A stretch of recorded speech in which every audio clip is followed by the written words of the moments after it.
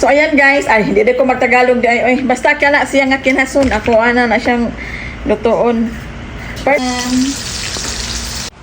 atong ukban. Tadan! Ako siyang gitilawan kay lami siya. First time na ko makakaon ani nga. Tilawan na to guys, atong tilawan.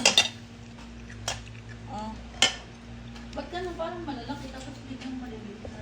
Eh, syempre, naluto Hindi na. namang naluto. The perfect bite. Bumukas siya. Ang halat, putik. Lasang barinday. Ang halat. Nilagyan mo pa ba ng asin? Hindi yan dinasan nun eh. Hindi mo Hindi na ko alam inasin, eh, tapos dito wala pala ka naman kailangan yun. tinubig. Ano yan eh? Hindi mo naman tinubigan. Oh, hindi mo tinubigan. Tapos konti lang yung Timplado. nilagay kong asin man. Templado na yan. Pag nagluto pala, dapat wala ng asin. Next time ha, pag mapunta tayo sa Lolo. Pag pabili tayo kay Kakay. Masarap pala eh. May isang sako na. Magkano isang ganyan? Kuha ka doon, Atilin, tikim ka. Mahalat na ang putik. Masarap ka man eh. Panin yan. Atilin, kuha ka, Atilin. Malasa. Ha? Malasa. Oo, malasa nga siya eh.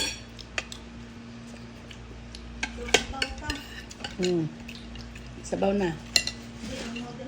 Ano daw? Lami siya, mo siya barinday, guys. Tikim nga ako. Sige natin. Masarap nga ate.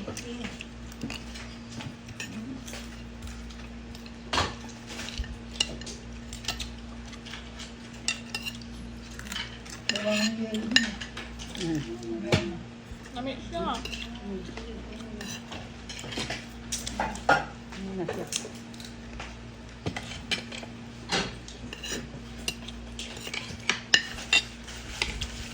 Ano na lang yan? Tinawagan ni Sir Te?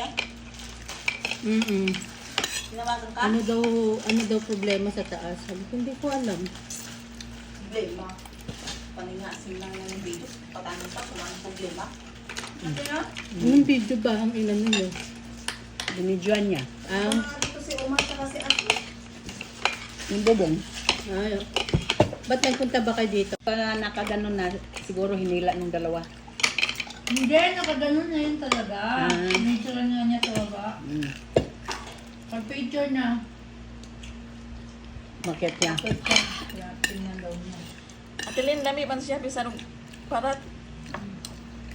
Oo, mo lang sa buong ng wala mo sa kanin. Masarap to kanin, no?